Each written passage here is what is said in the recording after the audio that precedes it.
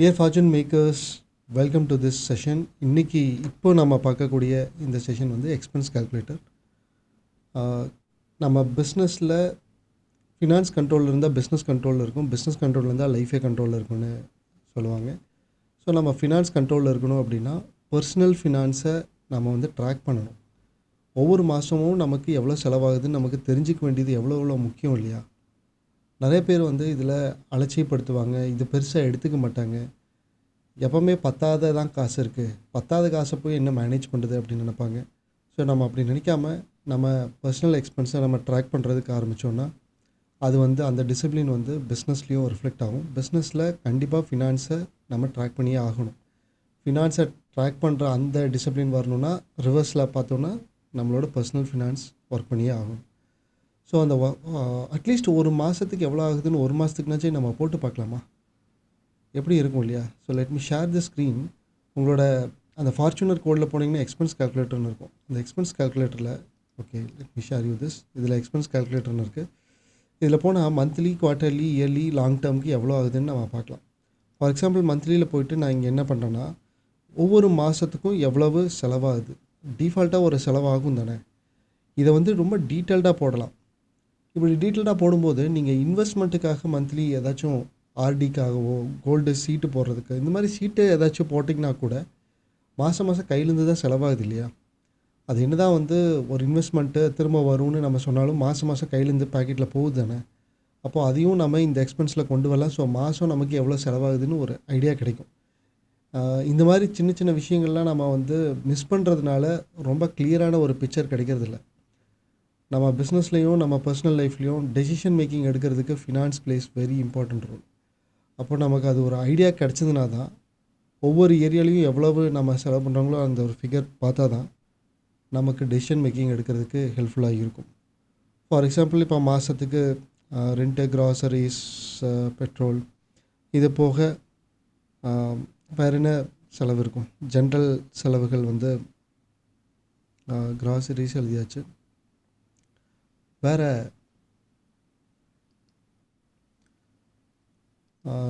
For example EB செலவாகுதுன்னு வச்சுக்கோங்க. EB வந்து ஒரு 1500 ருபீஸ் வருது. இந்த மாதிரி ஆட் பண்ணிகிட்டே போகிறேன் அப்படின்னா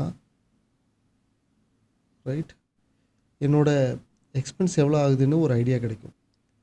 ஸோ இது வந்து மந்த்லி செலவாகிற ஒரு விஷயமா இருக்கலாம்.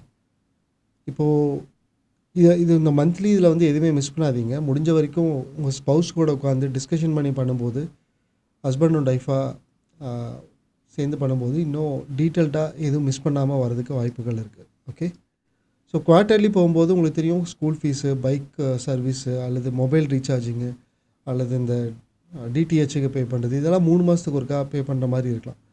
ஸோ இதோட இது போடுங்க. இப்படி போடும்போது என்ன ஆகுனா டோட்டலாக எவ்வளோ ஆகுது, மந்த்லி எவ்வளோ ஆகுது. இப்போது டோட்டலாக எவ்வளோ ஆகுதுன்னா அது டிவைடட் பை 3ன்னு போட்டு மந்த்லிக்கு எவ்வளோ ஆகும்னு இதில் காட்டும். இயர்லிக்கு நீங்கள் போடும்போது என்ன ஆகும்? தீபாவளிக்கு, இன்சூரன்ஸுக்கு, வக்கேஷன் கண்டிப்பாக நம்ம போடணும். ஏதாச்சும் ஒரு பெரிய செலவாகும் தானே. வருஷத்துக்கு ஒருக்கா இந்த பெரிய செலவு நம்மளோட இது வருஷம் ஆகிற செலவாக தான் இருக்கும். அந்த மாதிரி என்னெல்லாம் செலவு, மெடிக்ளைம் நம்ம போடுற மாதிரி இருக்கலாம். வருஷத்துக்கு ஒருக்கா வேறு என்னெல்லாம் செலவு இருக்குது, இன்கம் டேக்ஸ் கட்டுறதா இருக்கலாம். இந்த மாதிரி ஏதாச்சும் ஒரு செலவுகளாக இருக்கும்ல, அது எல்லாத்தையும் இதில் கொண்டு வரலாம். வருஷத்துக்கு ஒருக்கா என்ன இருக்குன்னு சொல்லி அப்ராக்சிமேட்டாக நம்ம போட்டு கொண்டு வரலாம்.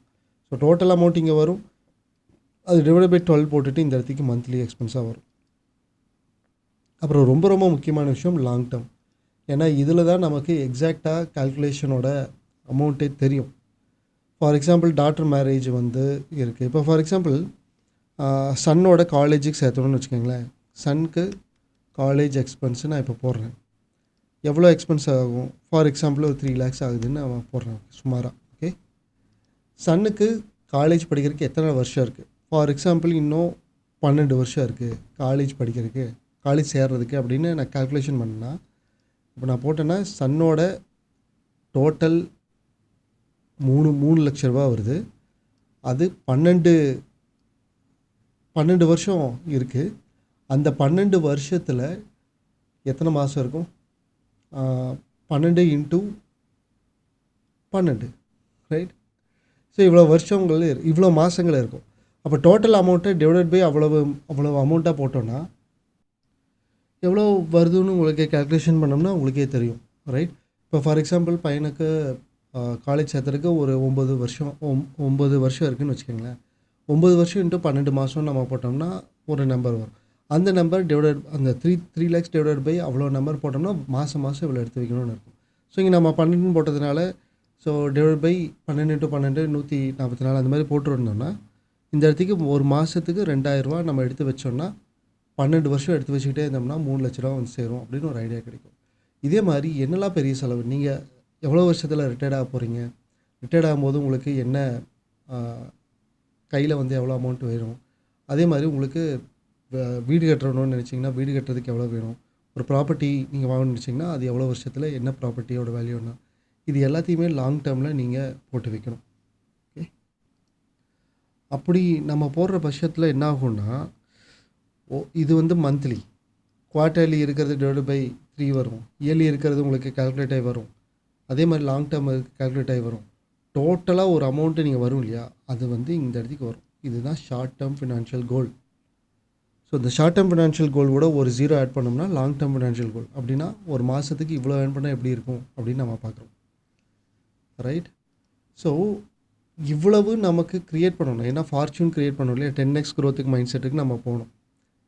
ஷார்ட் டேர்ம் ஃபினான்ஷியல் கோல் வந்து யார் ஒர்க் பண்ணுறாங்களோ அவங்க ஹார்ட் ஒர்க் பண்ணுவாங்க. லாங் டேர்ம் ஃபினான்ஷியல் கோலுக்கு ஒர்க் பண்ணுறவங்க ஸ்மார்ட் ஒர்க் பண்ணுவாங்க, ரைட்? அப்புறம் யார் ஷார்ட் டேர்ம் ஃபினான்ஷியல் கோலுக்கு ஒர்க் பண்ணுறாங்களோ அவங்க என்ன சொல்கிறதுனா எவ்வளோ ஹார்ட் ஒர்க் பண்ணாலுமே அதை அச்சீவ் பண்ணுறது ரொம்ப ரொம்ப கஷ்டம். ஆனால் லாங் டேர்ம் ஃபினான்ஷியல் கோல் இருக்கு இல்லையா, அதுக்கு வந்து ஒர்க் பண்ணோன்னா அச்சீவ் பண்ணுறது ஈஸி. எப்படி? ஏன்னா ஷார்ட் டேர்மில் பண்ணுறவங்க ஃபண்டமெண்டலில் ஒர்க் பண்ண மாட்டாங்க, லாங் டேர்மில் ஒர்க் பண்ணுறவங்க தான் ஃபண்டமெண்டலில் போய் ஒர்க் பண்ணுவாங்க, ரைட்? ஒரு கிரவுண்ட் ஃப்ளோர் ஆல்ரெடி கட்டியிருக்காங்கன்னு வச்சுங்களேன், இன்னொரு ஃப்ளோர் ரைஸ் பண்ணணும் அப்படின்னா அவங்க அஸ்திவாரத்தில் ஒர்க் பண்ண மாட்டாங்க. அதே 10 மாடி கட்டணும்னா அஸ்திவாரத்தில் போய் ஒர்க் பண்ணி தானே ஆகணும், அப்போ தானே அது கட்ட முடியும், அந்த மாதிரி.